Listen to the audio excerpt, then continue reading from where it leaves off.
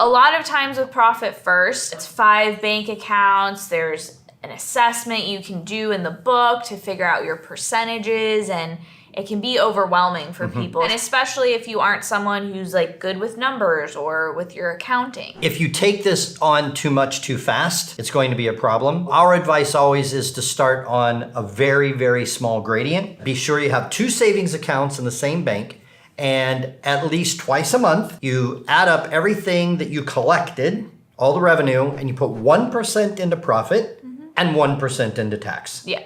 Even if it's like $10. Yeah, it's just that baby step. You know, some people are like, I want that 10% profit, and they just start with 10%, and then they can't pay their bills, and then they're like, this system doesn't work, and then they give up. So just start slow and easy.